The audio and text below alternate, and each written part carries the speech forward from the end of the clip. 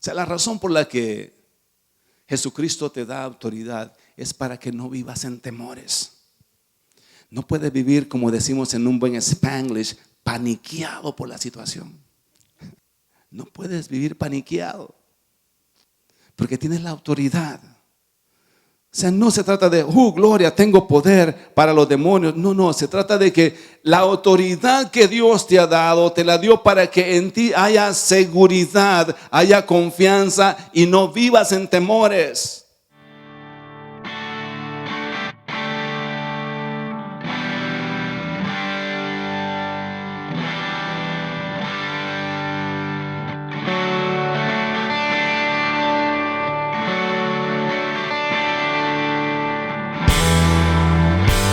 La verdad que es una bendición verles.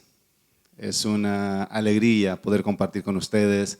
Y así con esa sonrisa, yo quiero que me saluden a todos los que están a través de las redes sociales. Denme un aplauso fuerte a aquellos que no pudieron llegar. Quiero decirte de que una de las cosas que Satanás siempre quiere a través de todo lo que hace es asustar al hombre. Y entre más te imparte temor, más logra su propósito, porque cuando el hombre tiene temor, el hombre no puede pensar bien, el hombre no puede actuar bien. Nosotros no fuimos creados para vivir en temor, fuimos creados para vivir en confianza, en seguridad. Entonces yo quiero decirte de que en Cristo estamos seguros, de que estamos bajo la cobertura de aquel quien es nuestro Padre. Y necesitamos, como parte de los ciudadanos que somos, por supuesto cumplir con todo lo que el gobierno o lo necesario para tomar las medidas preventivas, pero no podemos vivir en pánico por lo que está sucediendo. Y esto lo quiero compartir con aquellos que están a través de las redes sociales también. Necesitamos confiar que el Dios de Israel es el Dios de nosotros. Y mientras el pueblo de Egipto estaba sufriendo oscuridad, la nación de Israel tenía luz. Y mientras el pueblo de Egipto estaba lleno de ranas, en el lugar donde los israelitas habitaban no había ni una rana. Entonces hay una protección sobre el pueblo de Dios, que nosotros tenemos que entender que ese mismo Dios es el que está con nosotros y que Él cuida a tus hijos. Yo quiero reprender todo espíritu de temor, todo espíritu de angustia que a veces como que arropa la vida de las personas y podamos vivir en paz. Abre tu Biblia en el libro de San Mateo. Vamos a ver si abrimos lo que es nuestra aplicación para poder leer la palabra del Señor. El libro de San Mateo capítulo 28 estaremos hablando en esta mañana de lo que es operar con la autoridad de Dios.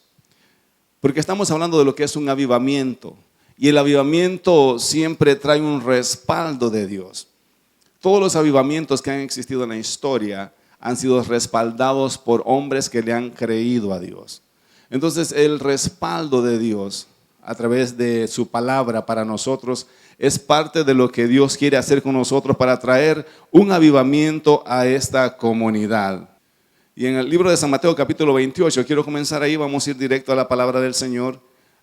Ya hablamos de que hay que estar en paz en todo lo que está pasando y quería compartir, sacar esto de mi espíritu y dártelo a ti y decirte que en Cristo estamos seguros porque nosotros vivimos en este mundo pero no somos de este mundo y nuestra fe y nuestra confianza está en Él. Dice la palabra del Señor en el libro de San Mateo capítulo 28, del 16 al 20 vamos a estar leyendo la palabra del Señor. Pero los 11 discípulos se fueron a Galilea, al monte donde Jesús les había ordenado. Y cuando le vieron, le adoraron. Pero algunos dudaban. Y Jesús se acercó y les habló diciendo: toda potestad me es dada en el cielo y en la tierra. Por tanto, id y haced discípulos a todas las naciones, bautizándolos en el nombre del Padre y del Hijo y del Espíritu Santo. Y esta otra parte me gusta, enseñándoles que guarden todas las cosas que os he mandado. Y aquí yo estoy con vosotros todos los días hasta el fin del mundo. Diga, Él está conmigo hasta el fin del mundo. El mundo no se ha acabado, lo que significa que Él todavía sigue contigo. ¿Cuántos reciben esa palabra?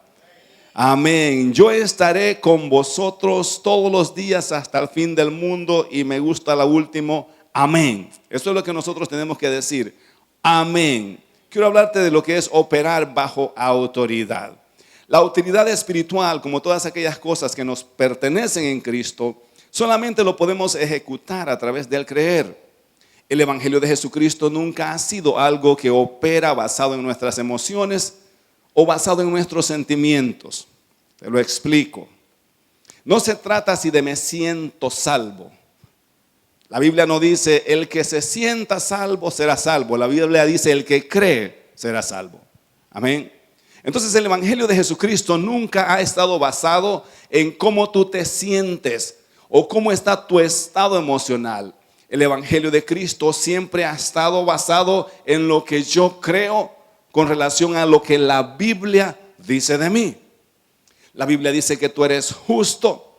La Biblia dice que tú eres santo. La Biblia dice que tú eres puro. La Biblia dice que has sido lavado y purificado con la sangre de Cristo. Ahora te pregunto, ¿cómo te sientes? ¿Te sientes santo? ¿Te sientes puro? ¿Te sientes lavado con la sangre de Cristo?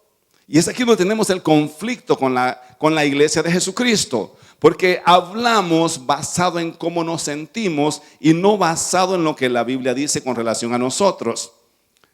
Amén. Entonces el Evangelio de Jesucristo está basado en lo que yo creo, en lo que está escrito, no en cómo me siento. Ahora Satanás va a hacer todo lo posible para cambiarte de humor, para que hoy te sientas bien y para que mañana te sientas mal. Porque Satanás sabe que de acuerdo a cómo te sientes, así vas a hablar y así vas a actuar. Hoy siento que mi señora no me ama, entonces actúas de mal humor porque sentís que no te ama. Mañana andas bien romántico porque sentís que hoy la señora como que te está amando más. Entonces la gente actúa basado en cómo se sienten, cómo sus sentimientos lo dirigen. Pero una de las cosas que aprendemos cuando venimos a Jesucristo es a vivir no basado en nuestros sentimientos ni en nuestras emociones, sino basado en lo que la Biblia dice sobre nosotros. Entonces la Biblia dice que Él va a estar conmigo todos los días hasta el fin del mundo. La pregunta, ¿cómo te sientes? ¿Sientes que Dios está contigo o sientes que Dios te abandonó? Porque hay muchos cristianos en el mundo sintiéndose abandonados por el Señor. Obviamente no están creyendo lo que ese pasaje dice. Porque ese pasaje dice que Él no te va a dejar ni te va a abandonar, que Él te va a cuidar. Entonces, independientemente cómo me siento, yo tengo que creer lo que la Biblia dice. Con relación a la autoridad y al poder, ¿cómo nos sentimos? ¿Nos sentimos con autoridad o nos sentimos que no tenemos autoridad? Dependiendo cómo tú creas. Dice la Biblia que Él reunió a los 12 y les dijo que se fueran al monte donde se iba a encontrar con ellos. Y estaban ahí los discípulos esperando la llegada de Jesucristo. Estamos hablando que en este pasaje ya Jesucristo había resucitado. Había sido crucificado y había sido resucitado. Entonces Él les da órdenes que vayan y esperen porque Él va a llegar a platicar con ellos, a hablar, a darles algunas instrucciones. Después de que Él se aparece y ha conquistado la muerte, ha vencido al pecado, ha resucitado, venció la tumba, entonces ahora Él con autoridad dice, toda potestad me es dada en el cielo y en la tierra. Jesucristo tiene autoridad en el cielo y tiene autoridad en la tierra. Amén, ¿lo estamos creyendo? Entonces, pero esto es bien lindo y es profundo porque la razón por la que Jesucristo conquistó todo poder y toda autoridad sobre la tierra no es para que ahora nosotros miremos a Jesucristo como el poderoso o a Jesucristo como el que tiene toda autoridad. La razón por la que Él conquista todo esto es porque Él quiere transferir toda esta autoridad y todo este poder a sus discípulos. Jesucristo no se llevó el poder para allá para el cielo y nos dejó a nosotros débiles. Antes de irse les dice, ok, ahora les doy toda esta autoridad a ustedes para que vayan y hagan discípulos. Hacer discípulos y tener seguidores son dos cosas totalmente diferentes. Un discípulo siempre va a querer hacer lo que su maestro hace. Un discípulo es disciplinado, un discípulo es comprometido, un discípulo quiere lograr lo que su maestro ha logrado. En otras palabras, si su maestro le dice que la clase es a las 10, el discípulo llega a las 10 a la clase. ¿Me está siguiendo? El seguidor no tiene compromiso. El seguidor es así como más, toma las cosas más suaves. Y había mucha gente que seguía a Jesús. Y hay un pasaje que define entre el seguidor y el discípulo. Jesús dice este pasaje, Mateo capítulo 25, que muchas personas lo seguían. Pero que a esas multitudes Jesús se regresa y les dice: si alguno de ustedes quiere ser mi discípulo, tiene que dejar sus posesiones, su mamá, su papá, todo aquello que te es un obstáculo para seguir al Señor. Sígueme y serás mi discípulo. Wow, cuando miramos ese reto, no sé cuántos decidieron mejor seguir como seguidores y no ser sus discípulos. Porque el discípulo siempre va a sacrificar lo suyo por querer lograr lo que el maestro le está enseñando. Entonces a ellos se aparece y les dice: yo quiero que vayan por todo el mundo. Ahora yo tengo la autoridad. Y la autoridad se las estoy dando a ustedes para que vayan y provoquen un avivamiento como nunca antes ha existido. Después de que Jesús muere, toda la gente que lo seguía desapareció. En efecto, en la cruz del Calvario solo estaba su mamá, María Magdalena y Juan, los que la Biblia menciona. Aún los otros discípulos se escondieron porque había temor de la persecución que se estaba levantando en contra de Jesús. Entonces Jesús muere solo, pero ha pasado 3 años impartiendo lo que hay en él en sus discípulos. Ahora sus discípulos tienen un conocimiento del mundo espiritual que no lo tenían cuando eran pescadores, que no lo tenían cuando eran recaudadores de impuestos. Ahora han aprendido algo de Jesús que está por encima de lo natural. Pero hay temor. Están como con pánico porque las autoridades romanas andan persiguiendo a todos aquellos que de una forma o de otra estaban conectados con Jesús. Y de una forma como huyendo llegan a este monte y ahí Jesús se les aparece y les dice: toda potestad me ha sido dada en el cielo y en la tierra, por lo tanto id y haced discípulos a todas las naciones y los van a bautizar en el nombre del Padre, del Hijo y del Espíritu Santo. Y lo otro que van a hacer es que le van a enseñar a esta gente lo que yo les he enseñado a ustedes. Ahora, ¿creemos en la autoridad de Jesucristo sobre nosotros en nuestros tiempos? Porque todavía hay personas diciendo: esa autoridad fue solo para los apóstoles, no es para nosotros. Pero el apóstol Pablo no anduvo con Jesús y es un hombre que usó toda esta misma autoridad. En otra ocasión Jesús manda a 70 de 2 en 2 y los 70 regresaron diciendo: Señor, los demonios huyen en tu nombre. Entonces no era solo para los 12, era para todo aquel que cree. Y tú y yo hemos creído en ese poder, por lo tanto tenemos esa autoridad para echar fuera toda enfermedad, para echar fuera todo demonio. Como te dije, el evangelio no está basado en sentimientos ni en emociones, está basado en lo que la Biblia dice de mí. Si la Biblia dice que tú eres sano, tú eres sano. Si la Biblia dice que tú eres salvo, eres salvo. Si dice que eres santo, eres santo. Amén.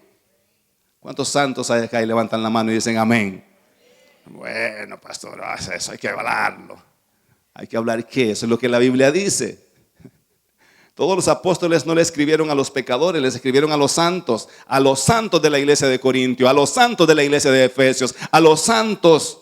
Donde quiera que iban, las cartas eran para aquellos que habían recibido la santidad del Cordero. Amén. Tú y yo hemos recibido esa santidad. Por lo tanto, no tengas miedo de levantar tu cabeza y decir: soy santo, no por lo que hago, sino por lo que Él hizo en mí a través de su muerte. La autoridad no es algo visible o tangible, pero es reconocible. En otras palabras, la autoridad no la puedes ver físicamente o literalmente, o no la puedes tocar literalmente, pero la puedes reconocer. Y los demonios sí reconocen la autoridad. Las enfermedades reconocen la autoridad. Y todo aquello que se mueve en el mundo espiritual sabe reconocer la autoridad. La autoridad no es algo que se mira físicamente o la puedes tocar, pero es algo que es reconocible. Cuando tu jefe te dice, esto se tiene que hacer así, tú reconoces que ahí hay autoridad. Amén. Entonces la autoridad no es algo físico, y en el mundo espiritual es igual.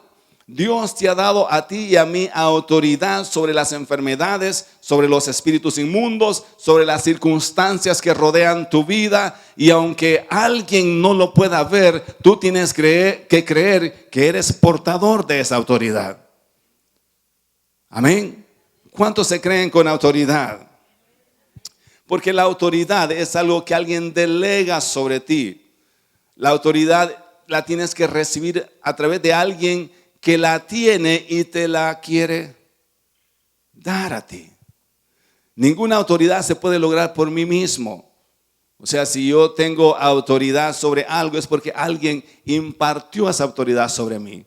Cuando un policía te detiene en la carretera es porque alguien le dio esa autoridad. Hay un gobierno que lo respalda. En el mundo espiritual, Jesucristo nos ha dado esa autoridad para que bajo esa autoridad ahora nosotros operemos, y los demonios saben reconocer que tú y yo somos portadores de esa autoridad. Amén. Así es en el mundo espiritual. Entonces no podemos vivir sintiéndonos como cristianos que no servimos para quizás muchos, sino que bueno, voy a ir a la iglesia para ver qué pasa. Tú tienes que caminar por la vida con la frente en alto, sabiendo que en ti hay autoridad espiritual, y aunque la gente en el mundo no lo conoce, el mundo espiritual sabe detectar a aquel cristiano que camina con autoridad y dice, no, este sí sabe que tiene la autoridad. Para provocar un avivamiento necesitamos caminar con esa autoridad. Necesitamos vivir conscientes de que esa autoridad está en nosotros. Yo quiero que llevarte al libro de San Mateo capítulo 10 del 1 al 8 vamos a estar leyendo. Dice así el libro de Mateo, la Biblia en el libro que escribió Mateo, capítulo 10, versículo del 1 al 8. Entonces, llamando a sus discípulos, les dio autoridad sobre los espíritus inmundos. Te dije algo antes, para poder tener autoridad, alguien te la tiene que dar. Amén. Y en este caso los apóstoles son los receptores de esa autoridad. Jesucristo les dice, yo tengo la autoridad sobre los demonios, yo tengo la autoridad sobre los espíritus inmundos, y yo se las quiero dar a ustedes. Les dio autoridad sobre los espíritus inmundos para que los echasen fuera y para sanar toda enfermedad y toda dolencia. Y te voy a leer la lista de todos los apóstoles que en esta ocasión recibieron esa autoridad. Los nombres de los apóstoles son estos. Primero Simón, llamado Pedro, y Andrés su hermano, Jacob, hijo de Zebedeo, y Juan su hermano, Felipe, Bartolomé, Tomás, Mateo el publicano, Jacobo, hijo de Alfeo, ha de haber sido feo este hombre, Lebeo. Qué nombres, ¿no? Si su esposa está embarazada, pues aquí tiene donde escoger. Que le decían por sobrenombre Tadeo, Simón el caminista, y Judas Iscariote, el que también le entregó. Increíble que aún al traidor Dios le dio, o Jesús le dio autoridad. O sea que Judas echaba fuera demonios. Judas sanaba enfermos. Pastor, qué locura acabo de decir. No, te estoy leyendo la Biblia. Te está mencionando los nombres a quienes se les dio autoridad. Y Judas está en esa lista. El 5. Estos 12 envió Jesús y les dio instrucciones diciendo, por caminos de gentiles no vayáis, y en ciudad de samaritanos no entréis, sino id antes a las ovejas perdidas de la casa de Israel. Y yendo, predicad diciendo, el reino de los cielos se ha acercado. Y esta es la parte que me gusta. Sanad enfermos, limpiad leprosos. La lepra no tenía cura en aquellos tiempos. Resucitad muertos, echad fuera demonios. De gracia recibisteis dad de gracias. Las instrucciones territoriales antes de que Jesús muriera y después que resucitó cambiaron, pero la autoridad siguió siendo transferida a través de la impartición. Te voy a explicar esto. Una de las cosas que afectó a Pedro, a los apóstoles que anduvieron con Jesús, fue esta instrucción que Jesús les dio antes de él morir. Antes de él morir, Jesús les dice: miren, señores, a la ciudad de los samaritanos y a los gentiles no vayan. Y esto les alegró el corazón a ellos, porque los judíos y los samaritanos no se llevaban bien, porque había una mezcla de judíos y de samaritanos. Te lo voy a explicar cómo estaba la mezcla cultural. Supongamos que tú tienes una hija y tú quieres que tu hija se case con un mexicano o un salvadoreño. Ese es tu sueño. Pero luego la hija se enamora de un americano o de otra parte del mundo y se casa en contra de tu voluntad. Entonces, por eso es que los samaritanos eran despreciados. Porque los judíos por ley tenían que casarse con un judío. O sea, si tu hija era judía, tenía que casarse con un judío. Y si tu hijo era judío, tenía que buscar una muchacha judía para casarse. Pero de vez en cuando llegaba una muchacha y le decía: papi, me enamoré del griego. Griego era un gentil. Qué locura me acabas de decir, hija mía, por el amor de Dios. Estoy loca por ese griego. Me gusta su perfil griego.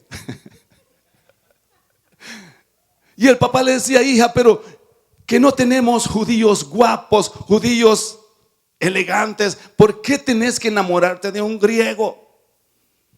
Y entonces la muchacha decía: I don't care, but I love him. He's so cute. Oh my God. So in love with him. Y en contra de la voluntad de su papá, la niña se iba con el incircunciso griego. Entonces había una rivalidad. Entonces los niños que nacían de esa pareja eran mezclados, eran samaritanos. O sea, la cultura de Samaria era una mezcla entre judíos y gente de otras nacionalidades. Por eso es que no se llevaban bien. Porque siempre que un judío se enamoraba de alguien que no fuera judío, se hacía como un conflicto familiar. Entonces cuando Jesús les dice: miren, donde los samaritanos no vayan, Pedro y Juan dijeron: aleluya, gloria a Dios, que se los lleve al diablo esos incircuncisos. Es como que alguien de otra raza te robe tu hija a la fuerza o te haga algún daño. Y que luego aparezca Jesucristo y le diga: a ese no le prediques el evangelio. Aleluya, gloria a Dios, que se condene el desgraciado. Así fue la actitud de ellos. Entonces estaban muy felices porque la instrucción es: donde los samaritanos y donde los gentiles no vayan, vayan a las ovejas perdidas de la casa de Israel. Gloria a Dios, vamos a predicarle a nuestra cultura. Pero ¿sabe por qué Jesús les da esta instrucción? Porque en el momento que Jesús estaba dando esta palabra, Él todavía no había muerto y su sangre no había redimido al mundo de pecados. Entonces Él estaba todavía operando bajo la ley, y la ley solo cubría a aquellos que eran judíos. La ley no cubría ni a los samaritanos ni a los gentiles. Entonces Jesús estaba en el tiempo de la ley todavía, y basado en ese principio Jesús les dice: todavía no es el tiempo del resto del mundo. Entonces vayan y prediquen lo que por ley tenemos que predicar a nuestra nación. Pero eso cambió después de que resucitó. Por eso es que en el pasaje que leímos anterior les dice: vayan por todo el mundo y prediquen. ¿Por qué? Porque ahora Jesucristo ya había muerto, su sangre había sido derramada, y ahora el mundo entero tiene acceso directo a Jesucristo a través de la sangre del Cordero. Ahora la instrucción es: ya no vayan solo a Samaria, ahora vayan por todo el mundo, porque mi muerte ha redimido al mundo de todo pecado. Cambió el mensaje. Pero los apóstoles no entendieron, porque los apóstoles vivieron en esa transición entre la ley y la gracia. O sea, el año pasado estuvimos con Jesús bajo la ley. Jesús muere. La siguiente semana ahora estamos ya en la gracia. Y no pudieron entender ese gran cambio que sucedió. Entonces cuando comienzan a predicar el evangelio, no quieren predicarle a los gentiles. Y en el libro de los Hechos encontramos a Pedro cuando Jesús se le aparece en una visión y le dice: Pedro, ve, mata y come, o sea, ve y predícale a los gentiles. Y Pedro dice: no, Señor, porque ninguna cosa inmunda jamás ha entrado por mi boca. Wow. O sea, tú me dijiste que a los israelitas y ahora me estás diciendo que vaya donde los gentiles. Eso no puede ser. Algo tiene que estar mal acá. Hay una confusión de mensaje. Lo que Pedro no había entendido, que la sangre de Cristo había redimido a los gentiles también. Ahora Pablo sí lo entendió. Es más, cuando Pablo se une con Pedro, Pedro le dice: hermano Pablo, vamos a predicar a Jerusalén, prediquémosle a nuestra gente. Y Pablo le dice: hermano Pedro, I'm sorry, pero a mí el discípulo Ananías me dijo que él me iba a usar para predicarle a los gentiles. Y creó un conflicto entre los apóstoles en la iglesia primitiva. Entonces la instrucción que acabamos de leer tiene que ver con una palabra que Dios les da antes, o Jesús les da antes que Él resucitara. Nuestra autoridad en Cristo produce seguridad y echa fuera de nosotros todo temor. O sea, la razón por la que Jesucristo te da autoridad es para que no vivas en temores. No puedes vivir, como decimos en un buen Spanglish, paniqueado por la situación. No puedes vivir paniqueado porque tienes la autoridad. O sea, no se trata de, gloria, tengo poder para los demonios. No, se trata de que la autoridad que Dios te ha dado, te la dio para que en ti haya seguridad, haya confianza y no vivas en temores. Segunda de Timoteo, capítulo 1 y versículo 7, un versículo muy corto pero poderoso. Porque no nos ha dado Dios espíritu de cobardía, sino de poder, de amor y de dominio propio. ¿Alguien dice amén a ese versículo? Te lo puedes memorizar, es cortito. Porque no nos ha dado Dios espíritu de cobardía. O sea, no te puedes acobardar ante las circunstancias que está sucediendo. Te ha dado poder, dominio, amor. Te ha dado autoridad. Amén, dale un aplauso al Señor. No podemos vivir como cristianos atemorizados, porque el gobierno ha dicho que eso no tiene cura. La lepra no tenía cura y eran limpios a través de la imposición de manos. El cáncer no tiene cura y Dios ha sanado a cancerosos en esta casa.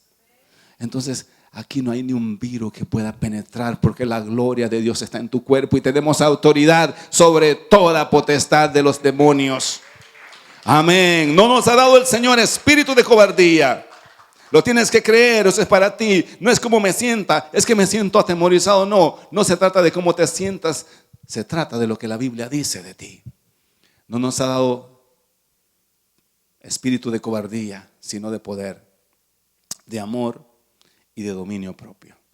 Quiero que te memorices este otro concepto que te quiero dejar. Aquel que nos empoderó para que llevemos a cabo un avivamiento, también nos cubrió con su protección. Aquel que te empoderó para que vayas y lleves el evangelio a las naciones y lleves el evangelio a aquellos que no le conocen, el mismo que te empoderó para ese trabajo, también te cubrió con una protección para que nada te suceda. Mira lo que dice Marcos, capítulo 16.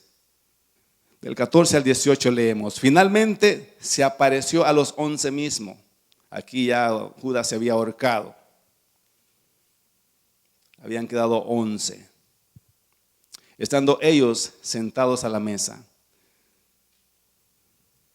Y les reprochó su incredulidad y dureza de corazón. Por eso te dije, el evangelio tiene que ver con creer. Si hay algo que Jesús siempre reprochaba, era la incredulidad. Porque no habían creído a los que le habían visto resucitado. Y les dijo: id por todo el mundo Esta es la otra instrucción después de que ya Él había resucitado.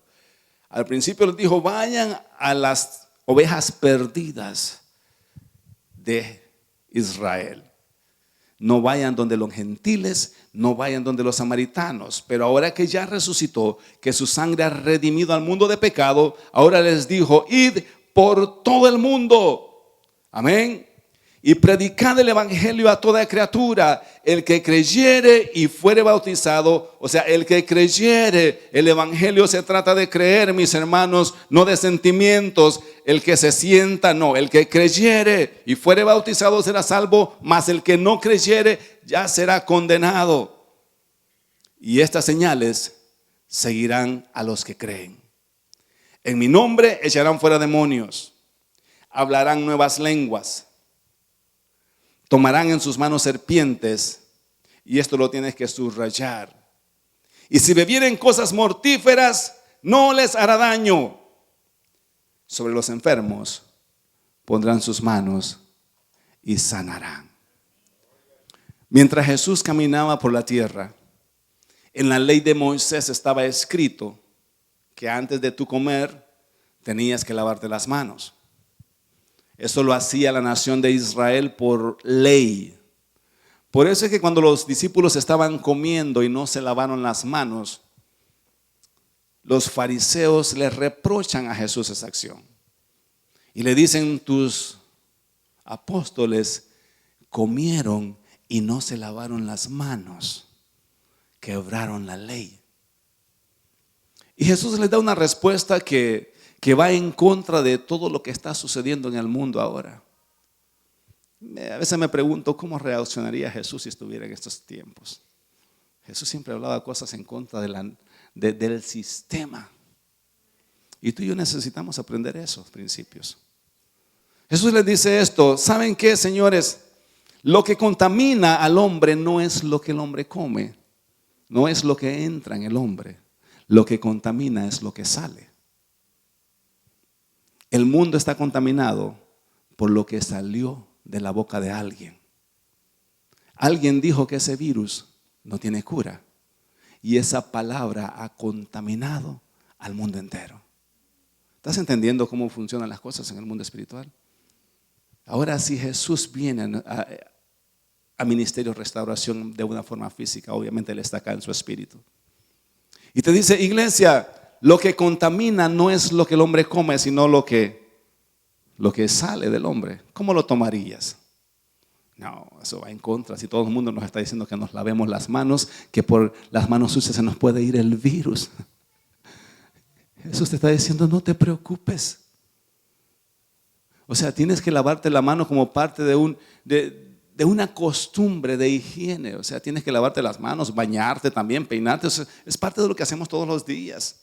Jesucristo no puede venir a decirte que te tienes que bañar. ¿Estás siguiendo? El lavarnos las manos y el cuidar siempre nuestra higiene tiene que ser parte.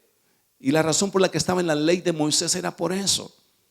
Porque Dios quería instruir correctamente a una nación que venía desordenada. Tiene que enseñarles hasta que se tienen que lavar las manos antes de comer. De la misma forma que tú instruyes a tu bebé. Tienes que cepillarte los dientes, tienes que lavarte las manos, tienes que bañarte todos los días. Instrucciones básicas. Pero los fariseos lo habían tomado como una ley y decían, si no nos lavamos las manos, Dios nos va a castigar. Y cuando los apóstoles no se lavan las manos, le dicen a Jesús, oh, en mis propias palabras, dijo alguien, y se creen santos y ya quebraron la ley. Y presumís de que tus apóstoles son santos y los vimos comiendo sin lavarse las manos. Quebraron la ley, pecaron.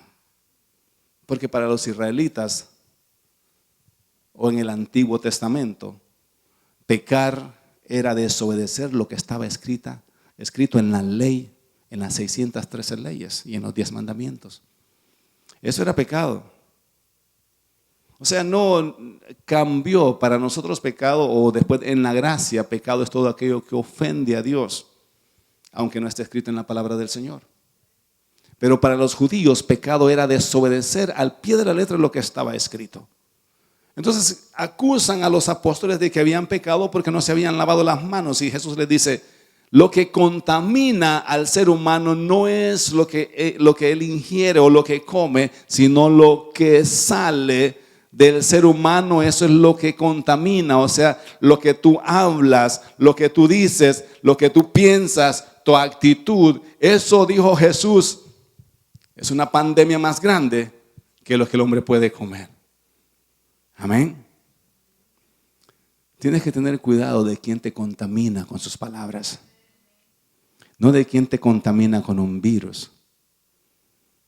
Porque el virus se mata con un hand sanitizer.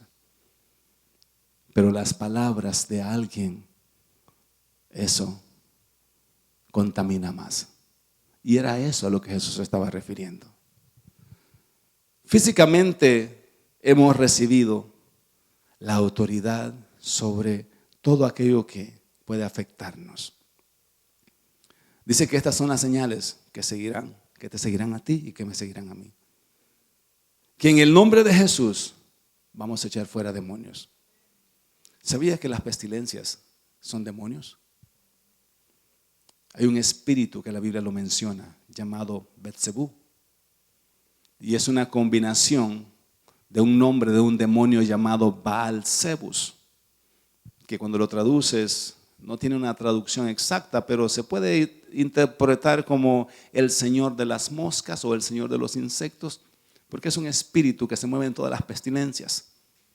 Por eso es que cuando Jesús sanaba a los enfermos, los fariseos decían, en nombre de Betzebú está haciendo ese milagro. Porque este es el espíritu y el demonio que invocan todos los curanderos, los brujos, para medio sanar aparentemente a las personas. Entonces, cuando hay una pestilencia, cuando hay mortandad, son demonios que se levantan para afectar al ser humano, para afectar las naciones y afectar el mundo entero. Esta guerra, mis hermanos, no es contra un virus, es contra un espíritu llamado Betzebú, y en el nombre de Jesús lo vamos a echar fuera. Porque Él nos ha dado la potestad, la autoridad. Y dice que parte de nuestras señales es que en su nombre vamos a echar fuera demonios. Y tomarán en las manos serpientes.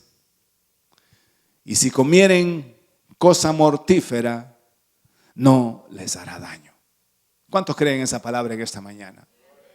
No te preocupes, nada te va a hacer daño. Amén. Yo no sé si tú lo crees, pero esto es lo que el Señor te está diciendo esta mañana, tanto a los que están acá como a los que están en línea. No te preocupes, nada te hará daño. Cuídate como te tienes que cuidar. Parte de nuestra responsabilidad con nuestro cuerpo, porque nuestro cuerpo es templo y morada del Espíritu Santo. Si sabes que la sal te hace daño, no comas sal. Si sabes que la soda te hace daño, no tomes soda, toma agua. Tómatela. Es parte de lo que tenemos que hacer para cuidarnos. Si el doctor te ha dicho que tu hígado está un poquito con grasa, no comas carnes rojas. Por lo menos eso es lo que me aconsejó hace unos 20 años atrás. Yo no sé cómo estoy, pero me dijo, bájale un poquito a la carne roja. Le dije, bueno, es que todos los domingos esos hermanos cocinan una carne asada que en el nombre de Jesús quemo toda grasa y me la como. Pero tenemos que seguir las instrucciones para poder estar físicamente bien. Pero no desde una perspectiva de pánico, de miedo, de temor, sino como parte de lo que tenemos que hacer como seres humanos responsables con nuestros propios cuerpos. No porque hay una pandemia, ni porque, no, tiene que ser parte de nuestra vida diaria. Pero cuando se trata de todas estas noticias, que tengo que andar con una mascarilla, no, señores, no voy a andar con ninguna mascarilla. Yo vivo confiado que ningún demonio, ninguna enfermedad, ninguna plaga tocará mi morada. En el nombre de Jesús cubrimos a Ministerio Restauración y todos aquellos que quieran recibir esta palabra. Aunque coman cosas mortíferas, no les hará daño. Nosotros somos diferentes porque hay alguien que ha impartido su autoridad sobre nosotros y tenemos autoridad. Obviamente no vas a andar comiendo cosas envenenadas. Bueno, voy a ver si eso funciona. No, no va a funcionar. Me voy a tomar una pastilla matarrata, decimos en mi país, para ver si funciona. No, va a funcionar la pastilla matarrata. Y vas a llegar al cielo preguntándole al Señor qué pasó. Si yo creí esa palabra y me tomé la pastilla. No, no es así como funciona esto. Funciona que tú haces lo que tienes que hacer. Pero yo no tengo un microscopio para estar viendo cuántas bacterias hay en mi mano. Uy, por aquí voy a comer porque aquí hay 3. Las que se van sin yo saber, la protección del Santo está sobre nosotros.